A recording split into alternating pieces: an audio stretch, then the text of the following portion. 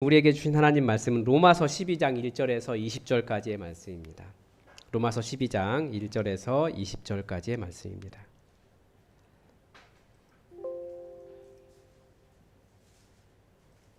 신약 255면에 있는 로마서 12장 1절에서 20절까지의 말씀입니다. 우리 정말 소중한 하나님의 말씀입니다. 우리 이렇게 말씀을 읽을 수 있다는 것이 큰 은혜인데 하나님의 말씀을 받들어 읽겠습니다. 그러므로 형제들아 내가 하나님의 모든 자비하심으로 너희를 권하노니 너희 몸을 하나님이 기뻐하시는 거룩한 산 제물로 드리라.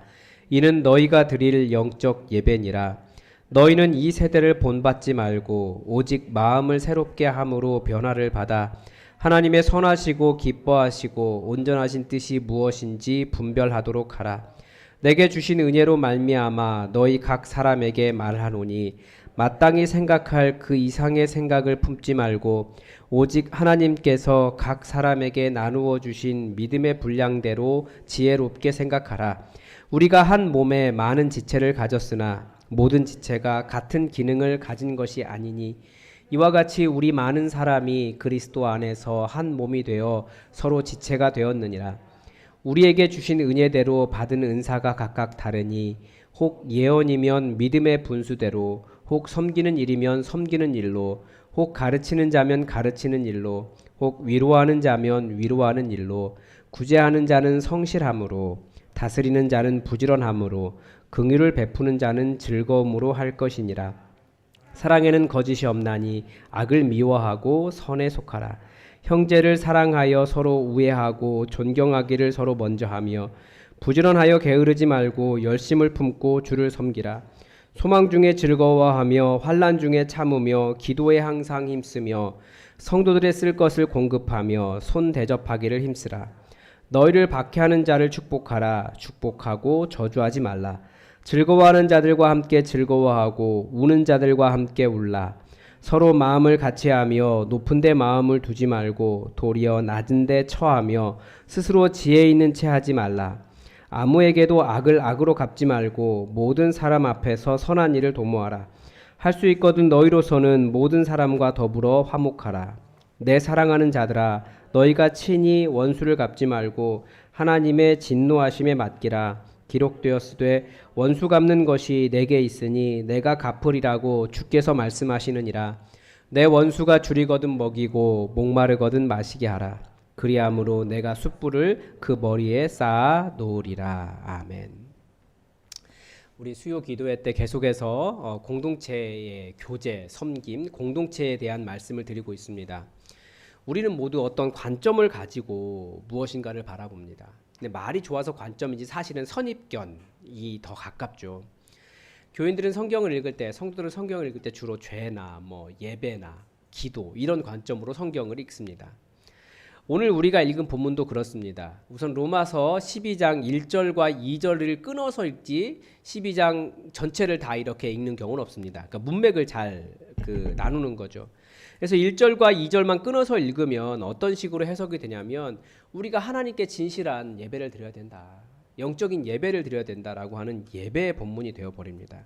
그래서 어떻게 우리의 몸과 마음을 하나님께서 받으실 만한 거룩하고 온전한 산 제물이 되게 할까? 우리가 이런 적용을 하게 됩니다. 그러니까 예배의 관점으로 읽게 되죠. 그런데 바로 그 다음 구절까지 확장해서 읽으면 완전히 다른 이야기가 됩니다. 여러분, 우리는 정말 신실하고 진정한 예배를 드리기 위해서 하나님께 온전한 예배를 드려야지라고 하는 마음을 가지고 있습니다. 근데 어떻게 우리가 온전한 예배를 하나님께 드릴 수 있겠습니까? 나 자신을 산 제물로 드린다라고 하는 것이 무엇입니까? 그게 바로 우리가 드릴 영적인 예배가 이 다음에 나오는 거예요. 그러니까 우리가 싸울 영적 전쟁이 세상 풍조라라고 말씀을 드렸는데 똑같은 이야기합니다. 여기서도 역시 너희가 이 세대를 본받지 말고라고 해서 이 세대가 가지고 있는 세상 풍조를 가르쳐주고 있는데 그게 무엇이냐? 공동체와 관련이 있다는 겁니다. 우리 3절부터 5절까지를 한번 읽어볼까요? 내게 주신 은혜로 말미암아 너희 각 사람에게 말하노니 마땅히 생각할 그 이상의 생각을 품지 말고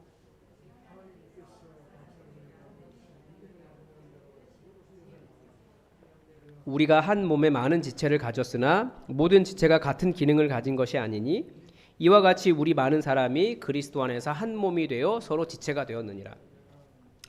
이 말씀을 한마디로 정의하면 서로 사랑하라고 하신 예수님의 공동체적인 관점, 교회라는 관점이라고 할 수 있습니다. 그러니까 이 세상 풍조, 이 세대가 무엇이라고 가르쳐 줍니까?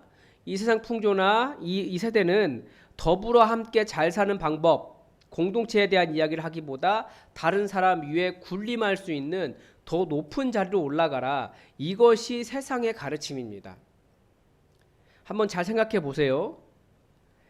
혼자서 그렇게 못하면 같은 목표를 가진 사람들끼리 연대해서라도 더욱더 자기의 목표를 이루고 더 높이 올라가라고 가르치는 것이 이 세대의 가르침입니다.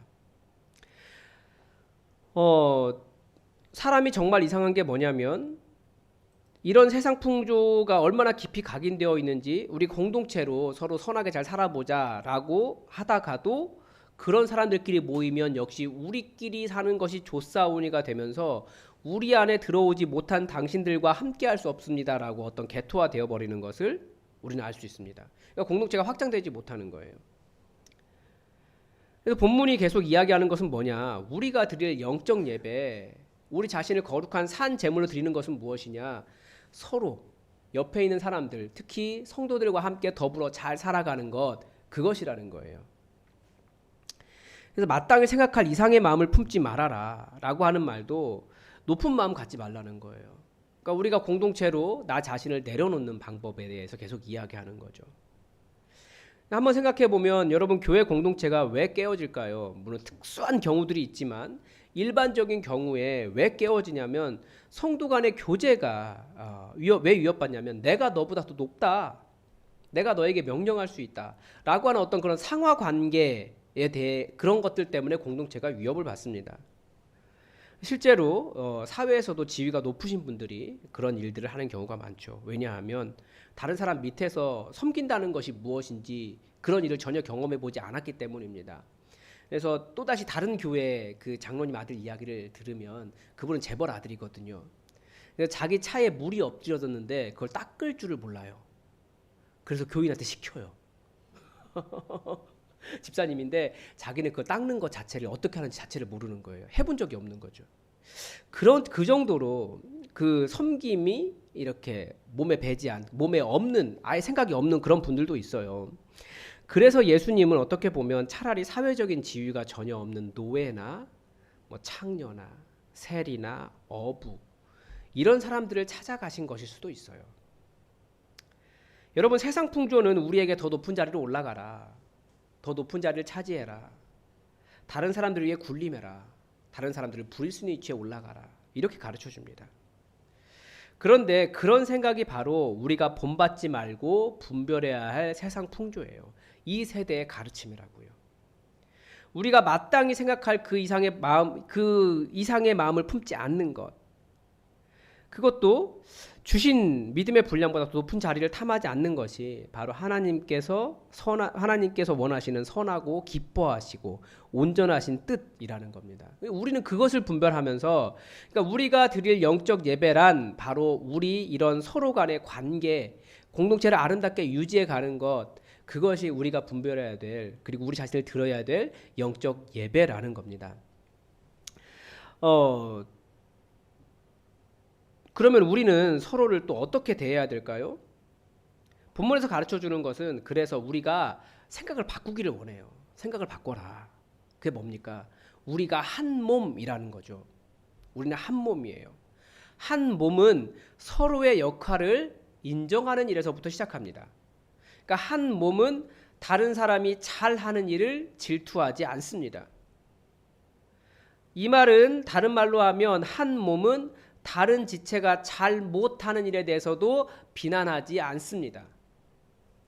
왜냐하면 그 사람의 은사, 그 사람이 가진, 그 지체가 가진 일이 그게 아니기 때문에 그렇습니다. 어떤 사람이 일을 잘 못하고 그 사람의 부족함을 볼 때 우리는 답답해하는 것이 아니라 저 사람은 이 부분에 대해서 은사가 없구나. 그렇다면 그 은사가 있는 내가 저 사람의 부족함을 메꿔줘야지 라고 하는 것이 한 몸이라고 하는 개념입니다. 그래서 공동체에 대한 말씀을 드리면서 이런 말씀으로 시작을 했어요. 뭐였냐면 철로 위에 서 있는 한 사람에 대한 이야기로 시작했습니다. 철로 위에 서 있는 사람은 어떻습니까? 기차가 오는지 안 오는지 눈으로 볼 때는 어디만 볼 수 있습니까? 자기 앞에만 볼 수 있어요. 앞에서 기차 안 오면 기차 안 오는 겁니까? 뒤에서 오는 기차는요. 그런데 만약에 눈이 나만 옳다라고, 내가 세상을 제대로 보고 있잖아 라고 말하면, 나만 옳다라고 말한다고 한다면 뒤에서 오는 기차가 오면 그 사람은 죽는 거예요. 그러니까 지체라고 하는 것은, 눈의 지체는 자기 은사가 앞을 보는 것을 알기 때문에 뒤에서 오는 진동이나 기차가 비키라고 빵빵하는 귀의 감각들을 인정을 하는 거죠. 내가 옳다고 말하는 것이 아니라 서로 인정하는 거예요. 그렇지 않으면 죽는 거예요. 그래서 공동체는 한 몸이다라고 하는 것은 서로의 역할을 인정하면서, 눈은 앞을 보는 거고 귀는 듣는 거고 진동은 느끼는 거고, 이런 식으로 몸의 지체는 서로를 인정할 때 한 몸이 된다는 겁니다. 이게 우리가 분별해야 되는 거예요. 절대 나만 오라, 너는 왜 몰라, 너는 왜 못해, 나 따라와 라고 말하는 것은 사실 공동체에 있어서는, 한 몸에 있어서는 절대 옳은 일이 아닙니다. 그 공동체는 절대 미래가 밝을 수가 없어요. 눈도 귀도 촉감도 몸의 모든 기관과 그런 감각들은 다 온 몸을 서로의 유익을 위해서 잘 되게 하려고 존재하고 있어요. 그래서 우리 공동체에 내가 보기에 조금 못해 보이는 사람이 있다 할지라도 그 사람은 그 사람의 역할이 있어요. 한 몸이기 때문에 인정하는 거예요. 그리고 우리가 다 공동체가 살아가기 위해서 함께 노력하고 있구나 라고 하는 것을 인정해야 되는 거죠. 그래서 다들 그런 마음이 있어야 됩니다. 다 잘 돼 보자고 하는 일인데. 근데 공동체는 끊임없이 내 입장에서 나의 높음으로 못하는 사람, 연약한 사람을 정죄하고 야단친다라는 거죠. 그러면 안 된다라는 거예요. 그게 바로 우리가 분별해야 된 일입니다. 그리고 공동체를 하나 되게 하는 또 다른 마음이 있습니다. 9절에 보면 뭐가 있냐면, 사랑에는 거짓이 없나니 악을 미워하고 선에 속하라 라는 말씀이 있습니다. 아니, 공동체에 대한 이야기하다가 갑자기 사랑과 선과 악을 이야기하는 이유가 무엇이겠습니까? 우리가 공동체를 하나 되게 하는 힘이 사랑이다라고 하는 것은 이해할 거예요. 근데 악을 미워하라? 이 원문이 뭐냐면, 악을 단순히 미워하는 것이 아니라 악을 아주 심하게 싫어해야 된다라고 이야기하고 있어요. 선에 속하라? 이 선에 속하라는 말은 선한 일에 참여하라라는 뜻입니다. 그러니까 선악을 분별할 줄 아는 사람 중에 자신의 안위 때문에 혹은 여러 이익관계 때문에 악인 줄 알면서도 그 자리를 그냥 가만히 있는 사람이 있죠. 그렇게 하지 말라는 거예요. 말씀은 선한 일에 참여하라라고 가르쳐주죠. 그러니까 악에 속한 자리를 박차고 나와서 선한 일을 하는 사람들과 함께 하는 것도 굉장히 중요하다라는 거죠. 그런데 이것을 공동체의 관점으로 읽으면, 공동체를 하나 되게 하는 힘은 사랑이죠. 그런데 공동체에 있어서 악이 무엇이겠습니까? 공동체에 있는 누군가를 미워하는 것이 악이라는 거예요. 그래서 우리는 그런 악의 자리를 벗어나서 공동체에 있는 누군가를 사랑하는 선의 자리로 서야 된다라는 거죠. 그래서 어떻게 하는 것이 악을 미워하고 선에 참여하는 것입니까? 그것을 10절에서 13절까지에서 가르쳐 줍니다. 바로 이어지는 부분이잖아요. 어떻게 하라고요? 형제를 사랑하고 서로 우애하라. 그리고 존경하기를 서로 먼저 하라. 그러니까 누군가, 여러분 옆에 있는 사람 존경할 수 없는 사람이 있습니까? 공동체에서는 그거 굉장히 안 좋은 거예요. 그게 바로 악한 일이에요. 그게 바로 선에 참여하지 않는 거예요. 여러분 잠깐 서로 한번 바라보십시오. 잠깐만 이렇게 서로 바라보십시오. 잠깐만. 그 사람이 누굽니까? 여러분이 존경해야 할 사람이에요. 나 저 사람 존경할 수 없는데, 그 마음이 뭐라고요? 악에 속한 마음이라고요. 공동체에서는 내가 저 사람 존경해야 되는구나. 또 찾아보면 존경할 부분이 있어요. 그 사람이 그것이 그분의 은사니까 존경하라고 이야기해요. 그냥 잘하고 있다 이 수준이 아니라 존경하라고요. 그리고 부지런하고 게으르지마며 열심을 품고 주를 섬겨라. 그러니까 교회 일이 많습니다. 우리 코로나 때문에 잠시 멈췄지만 교회 일이 많아요. 열심히 참여하라는 거예요. 열심히 참여해야 된다는 거예요. 이것이 선에 속한 일이에요. 선한 자리에 참여하는 거예요. 열심히 교회 봉사 일들이 필요하면 참여하십시오. 그럼 참여하려면 어떻게 해야 될까요? 여러분의 시간들, 여러분의 재물, 여러분의 여러 가지 열정을 쏟아야 됩니다. 근데 그렇게 하라고요. 그게 선에 속한 거예요. 우리가 악을 뭐 사람 죽이고 뭐 거짓말하고 뭐 이런 것들만 생각하지만 그게 아니고 공동체의 입장에서는 함께 그렇게 하지 않는 것도 악이 되는 거예요. 이것을 분별할 수 있어야 되는 거죠. 특히 이 시대가 그렇습니다. 이 시대는 어떻게 이야기합니까? 공동체가 굉장히 공동체적인 가치가 모두 깨어져 버린 세상이 이 시대예요. 혼자 핸드폰 잘 보고 살면 돼요. 자기 혼자 잘 살면 돼요. 그게 이 시대의 가르침인데 우리가 이 시대를 분별하고 세상 풍조에 휩쓸리지 말아야 할 것들이 그런 것 아니겠습니까? 또 소망 중에 즐거워하며 환난 중에 참으며 기도에 항상 힘쓰고 이거 우리가 항상 하는 일이죠. 그리고 성도들의 쓸 것을 공급하며 손 대접하기를 힘쓰라. 이것이 선한 일이고 이거 하지 않는 것이 악한 일이에요. 그러니까 선과 악이 무엇입니까? 공동체의 사람들에게 필요한 거 공급해 주는 거예요. 손님 대접 열심히 하는 겁니다. 그러니까 여러분 사랑하고 존경하십시오. 열심히 일하며 서로를 섬기십시오. 교회에 필요한 여러 가지 봉사일들 열심히 감당하시고 참여하십시오. 그것이 바로 주를 섬기는 일이고 형제를 섬기는 일이 바로 선한 일인 거라는 겁니다. 성도들의 쓸 것을 공급하십시오. 그러니까 여러분 혹시 여러분에게 무엇인가 남는다라고 하는 건 뭘까요? 그건 왜 존재할까요? 분명히 우리 주변에 그게 필요한 사람이 있어요. 그 사람 주라는 거예요. 나 혼자 많이 먹는 것, 내가 다 먹는 건 악한 일이에요. 그런데 그것 가지고 다른 사람에게 쓸 것을 공급하는 것, 그것이 선한 일이 되는 겁니다. 그러니까 선과 악의 기준도 우리는 분별해야 됩니다. 이 세상은 뭐라고 가르쳐 줍니까? 박해하는 자를 축복하라, 저주하지 말아라 라고도 이야기하는데요. 슬퍼하는 자들과 함께 슬퍼해주고 기뻐하는 사람들과 함께 기뻐해줘라. 우리가 이거 잘하고 있죠. 기뻐하는 자, 열심히 참여하고 슬퍼하는 자에게 제가 볼 때 우리 교회가 전부 다 함께 옮겨가고 뭐 그 정도의 일들을 우리가 하고 있어요. 잘하고 있습니다. 그런데 세상은 어떻게 가르쳐 줍니까? 슬퍼한 자들을 보면 잘됐다. 뭐 꽃이다. 꽃이다라는 말 쓰나요? 이 동네에서도? 네. 저희 동네는 썼는데 그렇게 말하지 말라는 거죠. 또 기뻐하는 자들을 보면 아이고 배 아파 하지 말라는 거예요. 세상은 뭐라고 가르쳐 줍니까? 사촌이 땅을 사면 배가 아프다고 가르쳐 주는데 그건 그리스도인들이 분별해야 될 악한 일이에요. 또 높은 데 마음을 두지 말고 낮은 자리를 차지하고 스스로 지혜 있는 체도 하지 말아라. 아는 척 많이 하지 말라는 거죠. 그러니까 그거 그렇게 하는 거 아니야. 아는 체가 그런 거잖아요. 그거 그렇게 하는 게 아니야. 근데 그런 거 하지 말라는 거예요. 그러니까 인정하고 잘 한다고 말해 주세요. 어차피 시간 지나면 다 잘하게 돼요. 잘 안 되는 사람은 해도 잘 어려운 사람은 그 사람이 제일 힘들어요. 아, 왜 안 되지? 그런데 거기 가가지고 마치 고춧가루 뿌리듯이 그냥 너 왜 더 못해? 이렇게 말하는 게 옳지 않다라는 거죠. 또 원수 갚는 일도 하나님께 맡기라라고 가르쳐주고 우리가 할 일은 뭡니까? 원수를 갚는 것이 아니라 저거 가만히 안 둬라고 말하는 것이 아니라 원수가 줄이면 먹이고 목마르면 마시게 하는 것, 그게 우리가 하는 일이에요. 21절에 이렇게 가르쳐주잖아요. 악에게 지지 말고 선으로 악을 이기라. 그러니까 선과 악이 무엇이냐? 선이라고 하는 게 공동체에 있는 그 사람들 잘 섬기고 존중하고 사랑하고 더 위해 주는 거고, 악이라고 하는 것은 내가 그 사람들에게 선을 베풀지 않는 것, 그를 돕지 않는 것이 악이 되는 겁니다. 제가 아는 어떤 분은 항상 자기의 자존심을 상하게 하면 다 들이박아라라고 가르치는 분이 계셨어요. 바로 그 마음이 악에게 진 마음입니다. 선으로 악을 이기라고 하는 것은 그런 미움이나 원수 갚는 일 다 하나님께 맡겨놓고 끝까지 예수님의 용서와 사랑의 방법을 따라가는 겁니다. 오늘 말씀은 우리가 진정한 예배를 드린다는 것이 무엇인가에서 시작하고 있습니다.